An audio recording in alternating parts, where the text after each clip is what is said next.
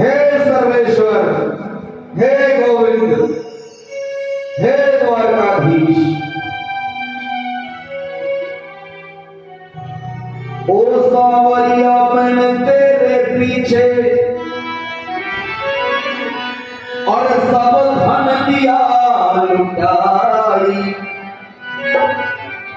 पर नरसी की खातिर आज किसी के घर में नमक, आज किसी के घर में नमक भी नहीं है। मेरे लिए सब कुछ मैंने गंवा दिया तेरे लिए। ओ नरसी मोह की धारा मैं बहरा तू है बहराई, ऐसे शाम को भूल के ममता अरे तूने गवाई। एक कन्हैया अगर तू है तो मेरी अर्जी पर मोहर लगा, मेरी सुनवाई कर। नरसी कहते हैं हेली भर के जब नरसी आंगन में बैठ के रोए और कहे सुशीला ओ सैया ये बीच तो कैसे,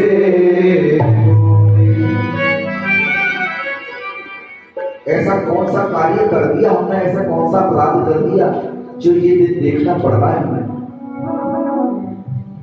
अपने पिया से कह रही है सुशीला, टोटा किसी के मत ना आइयो।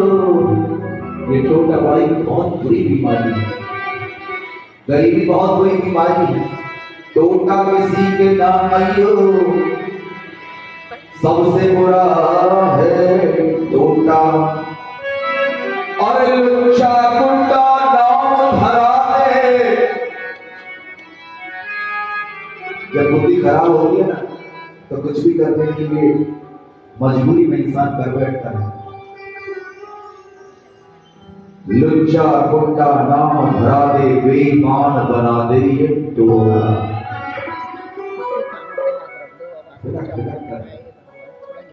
और नरसी याद कर रहे हैं ठाकुर, नरसी के घर टोटा आ गया, घर में नाम दाना और सिर सागर से नाई आया, ये हाथ पर आज सिर सागर से नाई आया है, लेकिन उसके लिए मैं मेहमानी नहीं करता। आज नरसी ठाकुर को याद कर और रो रहा है, ऐ प्रभु आज नमक तक कर, और क्या दिखाओगे मुझे इससे ज्यादा। और जैसे ही मेरे सामने सरकार ने देखा कि आज मेरे भक्त का नाई भूखा बैठा है और आज मेरा भक्त दर्द की ठोकर खाता फिर रहा है, तुरंत वैकुंठ में बैठे मुरली मनोहर सांवरे सरकार कहने लगे रुक्मण से, रुक्मण उठो। क्या हुआ प्रभु? उठो और तैयार करो। क्या? भोजन। भोजन किसके लिए? आज मेरे भक्त का मेहमान भूखा है, जल्दी करो तैयार। रुक्मण मैया और भोजन बनाती हैं, स्वादिष्ट भोजन बनाती हैं और स्वादिष्ट भोजन बनाकर ठाकुर जी के हाथ में दे देती, लो प्रभु। और मेरे गोविंद स्वयं वो थाली लेकर भोजन की और स्वयं नरसी का भेष बनाकर और मेरे गोविंद वैकुंठ से चलकर उतर आते हैं। बोले गोविंद भगवान की जय, बोले सर्वेश्वर भगवान की जय। रुक्मण जी के हाथ का भोजन लेके सांवरिया आए हैं और मुस्का करके नाई से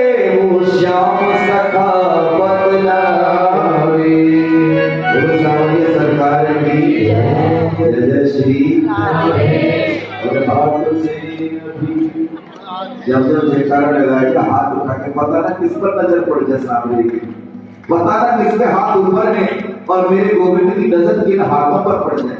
जब जब जयकार लगाए दोनों हाथ उठाकर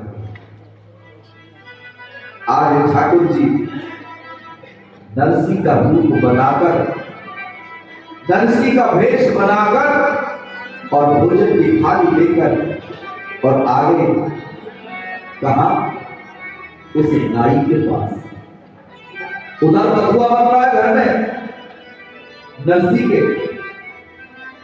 लेकिन बाहर ठाकुर जी सोने की थाली लोटा लेकर और आगे भोजन लेकर उस नाई के लिए और आकर कहने लगे, अरे भैया नाई ये ले प्रसाद कर ले। महात्मा जी प्रसाद, हाँ भैया भोजन कर ले। नाई भैया भोजन कर ले। अब भगवान नरसिंह के रूप में और ठाकुर जी ने थाली दे दी नाई के हाथ में और नाई तो भूखा का बेचारा और एक साथ कौवा की तरह टूट पड़ा भोजन और पूरा भोजन चुटकियों में चट साफ करेगा। भगवान बोले आराम से खा लो, कोई दिक्कत नहीं, आपका ही है, आपके लिए आया है, आराम से खाओ। नाई ने भर पेट भोजन किया और डकार लेके, महात्मा जी बड़ा सुंदर बहुत स्वादिष्ट भोजन है, आज तक जीवन में मैंने ऐसा भोजन कभी नहीं खाया। बोले द्वारकाधीश भगवान की।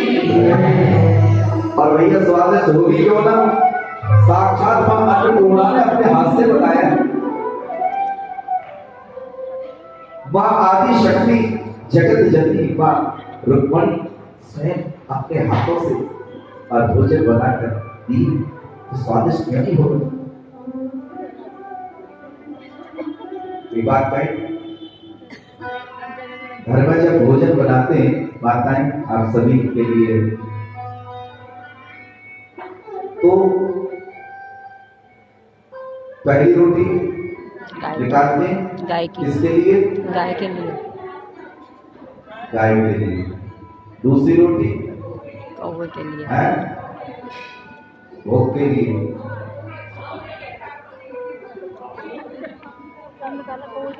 नहीं क्लियर नहीं है ये बात, दोबारा दूसरी रोटी किसके लिए? काव कौवा। और तीसरी घर के लिए कुत्ता। अरे नहीं नहीं, कौन निकाल रही रोज चारों ना, कुत्ते की तो आखिरी में बनती है, सबसे लास्ट में। और पांचवी ना पहले 5 रोटी तो पहले चलेगी,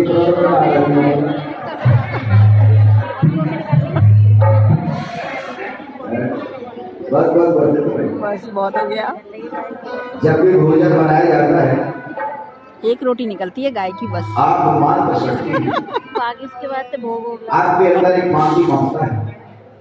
जब भी भोजन बनाए हाँ तो ये सोचकर ध्यान देना, हाँ भगवान का, ये सोचकर कि मैं भगवान के लिए हाँ भोग बना रही हूँ, बिल्कुल भगवान के लिए मैं प्रसाद तैयार कर रही हूँ। इससे इस भोजन से मेरे ठाकुर जी का भोग लगेगा।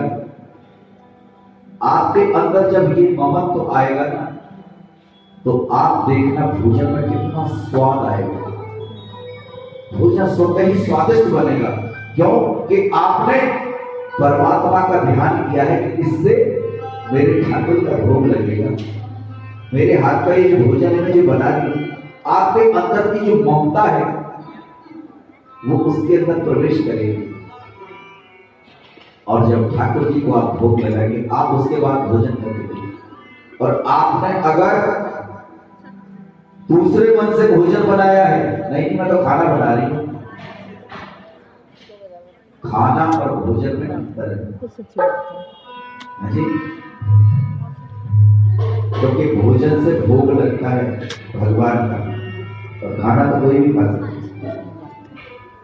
खाना नहीं, ये खाना हमारी संस्कृति में नहीं। आप जब भी भोजन करने के लिए बैठे तो करें मैं भोजन कर रही हूँ या भोजन बना रही हूँ, खाना नहीं।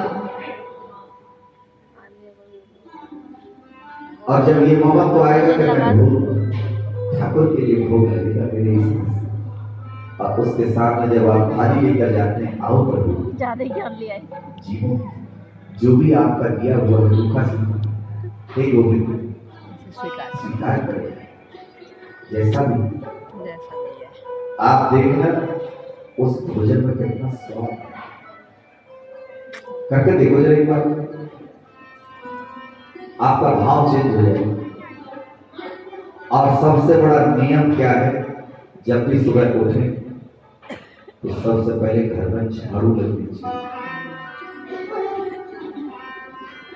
ऐसे नहीं कि सीधे उठे और सीधे कहा बैठती, सीधे रसोई में घुसे और तुरंत चप्पल पैरों में पहनी हुई और चाय बनानी शुरू। बिल्कुल सीधे हाथ, जो सुबह सुबह बैठती बनी जाती है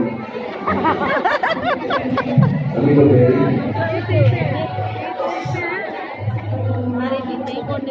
आप पियो मना ही नहीं है, लेकिन उससे पहले झाड़ू लगाने के बाद घर में झाड़ू, रसोई में झाड़ू, किचन नहीं रसोई।